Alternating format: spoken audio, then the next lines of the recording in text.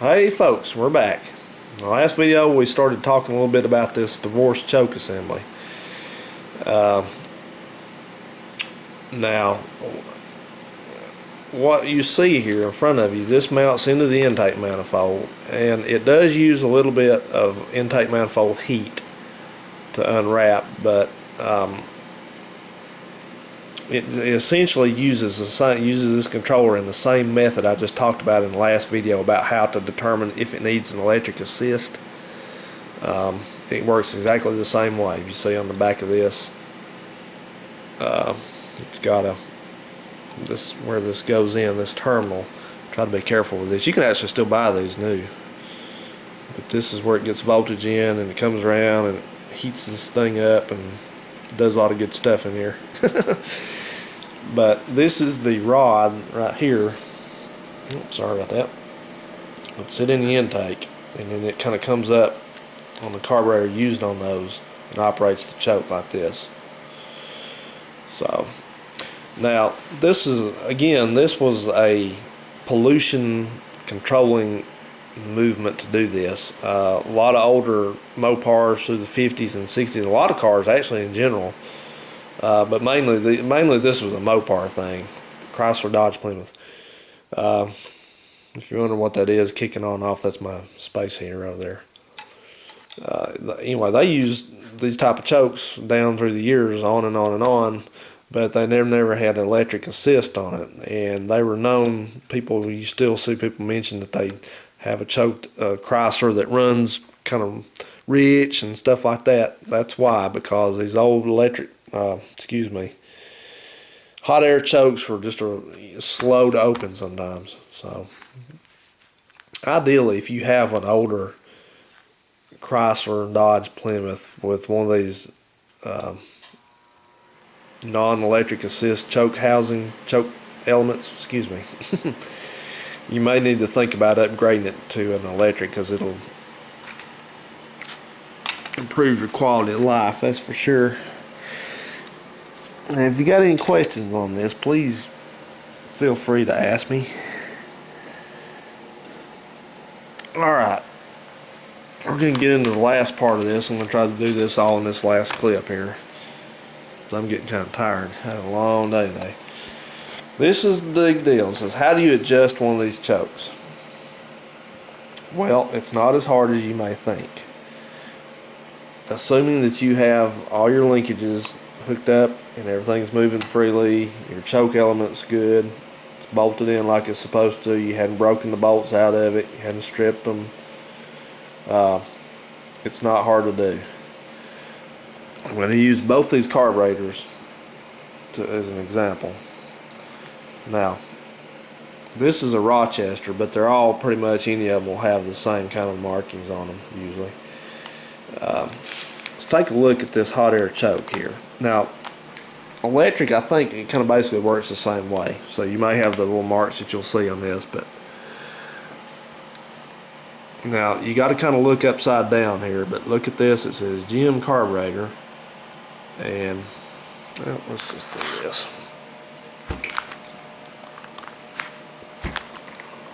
Well, my arms are going to be tired after doing all this, but I'm glad to do it.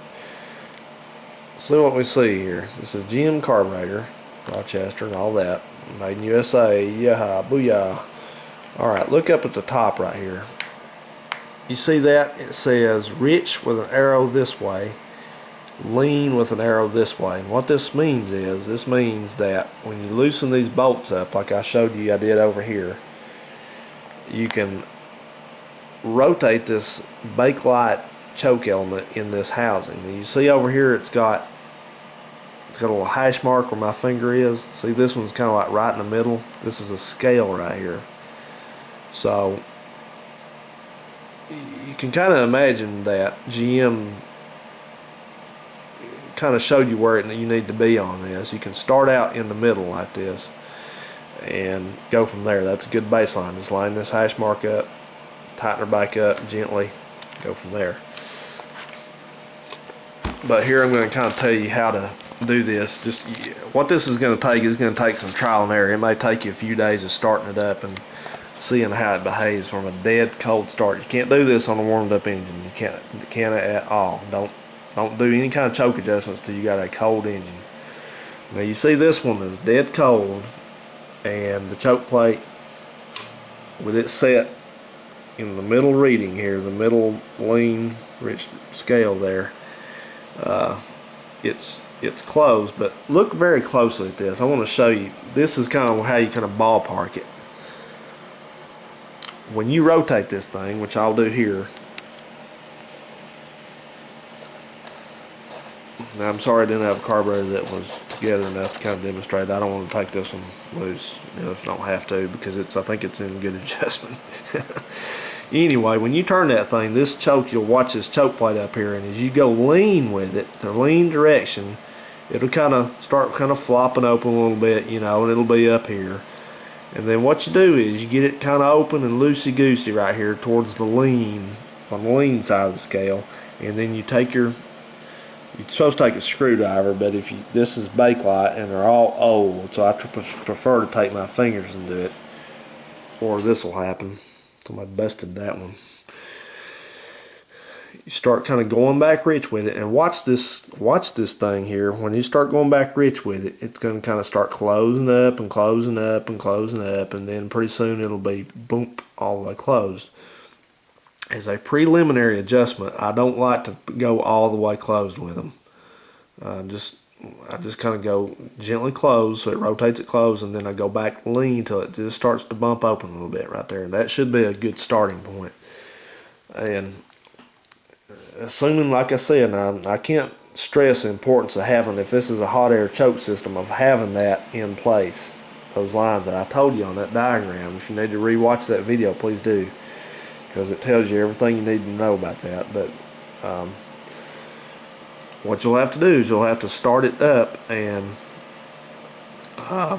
let it run on the choke. And what's probably going to happen is, assuming like this is not broken, be sure it's not. I'll show you how to check that in a minute. If it's a little too lean, probably what will happen is it'll start up and run on fast idle. It'll run about 3 seconds and then it'll quit again. And you start it up and it'll run again, and finally probably it may take a couple times to start and run on its own, but then it'll run on fast idle and start warming up. Or what'll happen is you may put it in gear and try to take off, and it'll just sputter and stall when you try to step on the gas. That means it's probably still too lean, so you'll need to go back in here and kind of try to tighten this thing up a little bit. Like I said, every engine is different, and we're just going for a baseline here, so just play around with it and get it where you like it. And what'll happen if you get it too rich now, you'll know that for probably a lot of people. That's probably why a lot of people have disabled these damn things, is because it starts running too rich. That's the ones that you warm it up and it's sitting there, blah, blah, looks like a diesel, blah, blah, blah, blah, blah, blah, blah, blah, blah, blah, blah, blah, blah, blah, blah, blah, blah, and it smokes and stinks for a few minutes. That's probably that's usually only a couple things causing it. Like I said, either the choke pull-off system or choke heating system it's disabled, it's inoperative, or the choke element is simply adjusted too tight. Because if they're adjusted, it's hard against this thing and it's just really taking a long time to unwind, it'll do that. It'll lope and be a pig on gas. So like I said, my buddy out there in Texas, that's what his was doing. But these are just adjustment issues mostly. So you really need to learn how to adjust these and try to experiment around with them, and you'll guarantee you'll get it working, and you'll be, when you stop having to get out in your truck and look like you're trying to poke a hole through the floor with your foot, just boom, boom, boom, boom, boom, boom, boom, boom, boom, and start and start and start and start. When you go from that to, like you've seen in my videos where you pump it 2 times as a turn the key and it starts and runs on its own, you're gonna wonder, why in the hell did you not do this a long time ago? And now carbureted, you got to keep in mind, carbureted vehicles, they're not perfect. They're not fuel injected. They're all gonna maybe stall again one time, or they may take spells. acting up a little bit, but normally they run good. My Bonneville always has run excellent on the choke. It's been easy to start. Now you may have to, you've seen on my videos, sometimes these carburetor cars, when they're cold, they'll crank over, for 2 or 3 seconds before they start on the choke and run, but they always do start, So, and another thing is, you may have to go back and when it's cold weather, you may have to run a little bit richer on the choke, and when it's warm weather, you may have to lean the choke back out a little bit. So, that's just part of it, guys. I mean, that's the way it always has been. If you ever go to a good old used bookstore, you can sometimes run across these old books from like the 60s and 70s. They're just car maintenance books for, whoever, popular mechanics. But I had a good one that I've misplaced somewhere. I sure wish I could find it. It just covers every bit of adjusting chokes and all that sort of thing. That's just the way of life back then. Fuel injection has us spoiled, and I know that because I drive a fuel injected vehicle every day. But I ain't got a problem driving a carbureted car as long as it's not a pain in the ass to get started. Now, one last thing on that topic is, if you've got a carburetor that's never been rebuilt and it's in bad shape already, you need to rebuild the thing before you even start working on the choke. Overhaul it and clean it up, clean it out, get it working good as a carburetor before trying to attempting to get the choke dialed in, because that's just putting a band-aid on a bad problem that won't ever be fixed. So, anyway, the one thing I'm gonna do here before I cut this video short is I'm gonna show you guys, if I can get this thing pried off here, I'm gonna show you guys how to spot check one of these little vacuum cans. Be right back. You can take a look at my plates there if you like.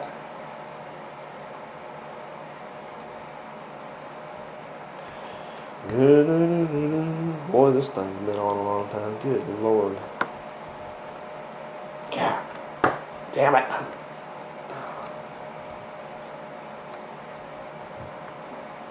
Oh, come off there, you piece of shit. Excuse my language. Okay. Oh boy. Uh-oh.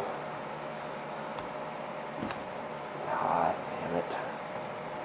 There we go. Yeah. Another thing, guys, be sure you keep nice, good vacuum lines on your cars. You wouldn't believe the problems you have with cracked vacuum lines on a carbureted car. It's just horrible.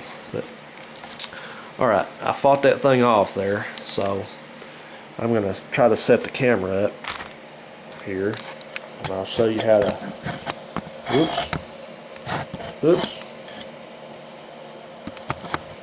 Too close, isn't it? Okay. Alright, see if I'm in. Yeah. Okay. Here's a simple way to test one of these things. Here's your, see how it tracks in and out? This is where that vacuum line was.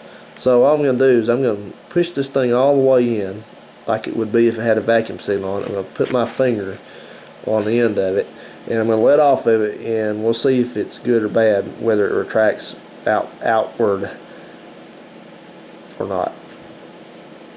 Okay, see it? That one's bad because that's a rubber diaphragm in there. That one is absolutely no good. It's terrible. It's gone. So let's check the back one, so I can show you one hopefully that's good. Now that would be a problem right there. That would cause all that, if the choke was, it needs to have that, because it does crack that plate open a little bit, and that absolutely would be one of the primary causes, outside of the choke being too rich, set too rich, is for it to be doing that damn bloop bloop bloop bloop bloop bloop bloop bloop shit, and you haven't cleared out and all that. So let's it's not having a tripod up here, it kind of sucks. Let's check this one.